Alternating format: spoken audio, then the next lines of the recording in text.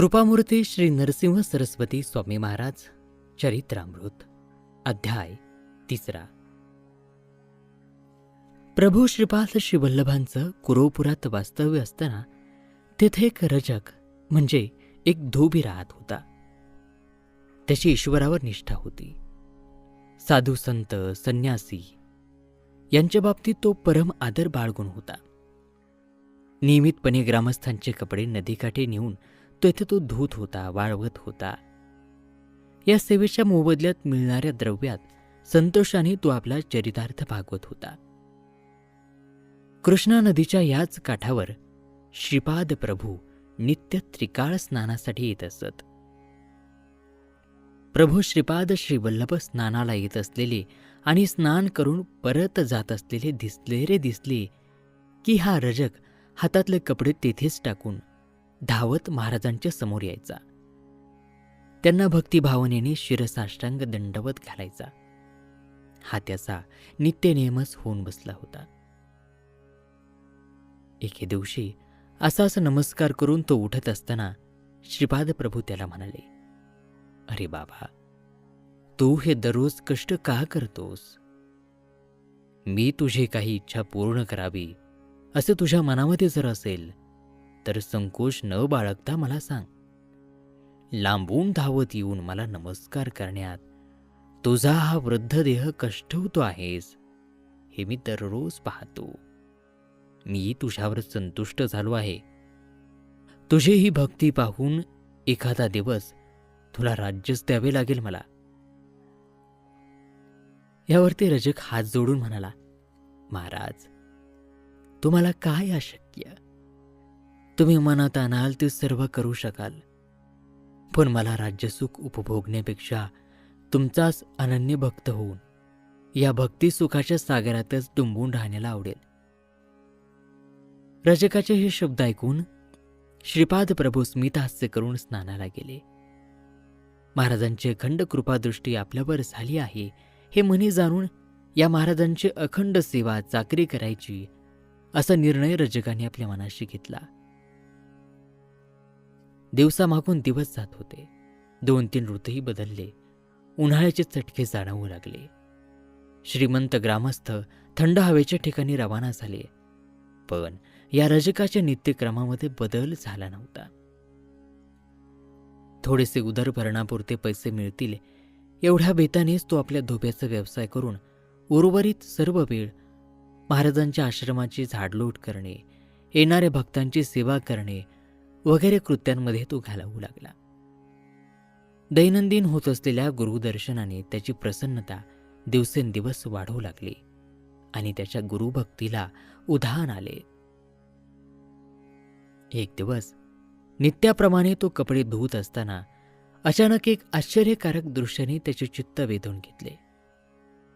नदीच्या पलीकडील तीरावर एक यवन बादशहा आपल्या सौंदर्यवान राण्यांसह आणि दासींसह अत्यंत आनंद उत्साहाने जलक्रीडा करीत असलेला त्याने पाहिला.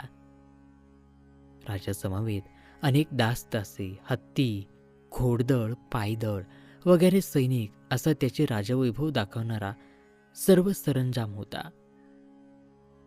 या नदीच्या प्रवाहात अप्सरांच्या सौंदर्याला आवाहन देतील अशा राजरमणींसह बादशहा जलक्रीडा करताना पाहून रजकाला बादशहाच्या वैभवाचा, भाग्याचा हेवा वाटला. हे असे वैभव, हा असा आनंद आपल्याला कधी काळी लाभू शकेल का या विचाराने त्याच्या मनामध्ये जागा घेतली. परिणामतः त्याचे नित्याचे गुरुचिंतन थांबले. या बादशहाने या जन्मी आणि पूर्वजन्मी असे कोणते पुण्यकर्म केले असेल अथवा त्याने कोणत्या गुरुची सेवा केली असेल की ज्याचे फळ म्हणून त्याला हे वैभव, हा आनंद, या सौंदर्यवती स्त्रिया, हे नोकर चाकर वगैरे सर्वांचा लाभ झाला. या एकमेव विचाराभोवती त्याचे मन पूर्णपणे गुरफटून गेले. मान वळवून पलीकडील तीरावरील ते दृश्य पाहण्यात आणि त्या दृश्याने उठवलेल्या विचार तरंगामध्येच तो एवढा गुंग होऊन गेला की आपल्यासमोर आपले गुरुदेव श्रीपाद प्रभू येऊन थांबल्याचेही त्याला कळाले नाही. त्याच्यासमोर उभे राहून, "काय कोणत्या विचारात गर्क झाला आहेस? हे श्रीपाद प्रभूंनी उच्चारलेले शब्द कानी पडताच तो चमकला. त्याची ती विचार शृंखला पटकन तुटली. आपल्या गुरुभक्तीच्या ब्रेदाला कमीपणा आणणाऱ्या या विचारामध्ये आपण पूर्णतः वाहून गेलो होतो याची जाण त्याला झाली. शर्मेने त्याची मान खाली झाली. गुरु महाराजांनी पुन्हा तोच प्रश्न विचारता उत्तरादखल प्रामाणिकपणे रजक म्हणाला, क्षमा असावी महाराज. जलक्रीडा करणाऱ्या त्या यवन बादशहाचे सर्व वैभव पाहून माझे मन बंड करून उठले आणि माझ्या परिस्थितीची, भाग्याची, त्या बादशहाच्या परिस्थितीशी, भाग्याशी मी तुलना करू लागलो. हे सुख, हे वैभव मला कधी काळी लाभेल का, या विचारामध्ये हे मन गर्क झाले. पण देवा, आता तो विचारच नको. माझी चूक मला उमसली. हे विषय सुख काही खरे नव्हे. यामध्ये चिरंतन आनंद नाही. आपल्यावरील निष्ठा, आपली सेवा, याच गोष्टी माझ्या हिताच्या आहेत, कारण याद्वारेच मी इहपरलोकी सुखी होईन. हे तर मायाजाल आहे. क्षमा करा महाराज, पुन्हा हे मन असं विचलित होऊ देणार नाही. यावर श्रीपाद प्रभू उत्तरले, तुझ्या मनाला राज्यसुखाच्या आसक्तीने घेरले हे तर खरे आहे. तेव्हा या आसक्तीतून मुक्त झाल्याविना तुला मोक्षप्राप्ती होणार नाही. म्हणून मी तुला राज्यसुख प्राप्त करून देतो, ते उपभोगून घे. आता मला एवढेच सांग की तुला हे राज्यसुख या जन्मी उपभोगायचे आहे की पुढील जन्मी?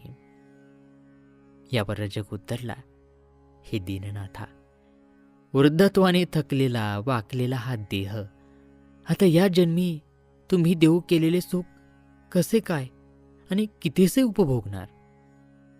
तेव्हा पुढील जन्मासाठीच हे दान घेणे योग्य होईल. पण देवा, नकोच तो राज्यसुखाचा विचार, कारण त्या आसक्तीने मी तुमच्या भक्ती सुखाला, प्रेमसुखाला, दैनंदिन मिळणाऱ्या दर्शन सुखाला मुकणार. नकोच तो वैश्विक लोभ. मी आहे हा तोच बरा आहे. त्यावरती श्रीपाद प्रभू म्हणाले, तुझे आता वय झाले आहे, ही गोष्ट खरी. तेव्हा पुढील जन्मी वैदूर्य नगरीत म्लेनच्या बादशहाच्या पोटी तू जन्म पावशील, अशी व्यवस्था मी करतो. तू ते सर्व राज्यसुख येथेच उपभोग आणि संतुष्ट हो. तुझ्या पुढील जन्मी तुझी माझ्याशी पुन्हा भेट होईल. मी त्यावेळी संन्यासाच्या वेशात नरसिंह सरस्वती या नावाने वावरत असलेला तुला आढळेन. तुझ्या मनी राज्यसुखाची जी आसक्ती निर्माण झाली आहे ती शमल्याविना तुला मोक्षप्राप्ती होणार नाही. तुझी माझ्यावरील श्रद्धा, निष्ठा, भक्ती पाहता तुला मोक्षपदी स्थिरावलेला पाहणे माझे कर्तव्यच आहे.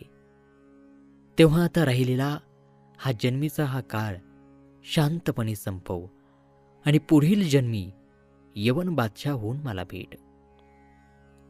असा आशीर्वाद रजकाला देऊन प्रभू मार्गस्थ झाले. रजक त्यांना प्रणाम करून त्यांचे गुणगान गात घरी परतला. काही कालावधीनंतर त्याने या जन्मीची जीवनयात्रा संपवली आणि बेदरच्या बादशहाच्या पोटी त्याचा पुनर्जन्म होऊन तो त्या राज्याचा राजा झाला. कुरोपुरामध्ये अशा अनेक भक्त उद्धाराच्या लीला दिन प्रतिदिन होऊ लागल्या आणि परिणामतः प्रभू श्रीपाद श्रीवल्लभांच्या आणि त्याचबरोबर कुरोपुराचा महिमा वाढीला लागला. आणि श्रुतीहो, याचबरोबर कृपामूर्ती श्री नरसिंह सरस्वती स्वामी महाराज चरित्रामृत यातील हा 3रा दिव्य अध्याय समाप्त होत आहे. उर्वरित कथाभाग पुढील 4थ्या अध्यायामध्ये आपल्याच मेड फॉर मराठीवरती. तोपर्यंत नमस्कार, धन्यवाद. श्री गुरुदेव दत्त.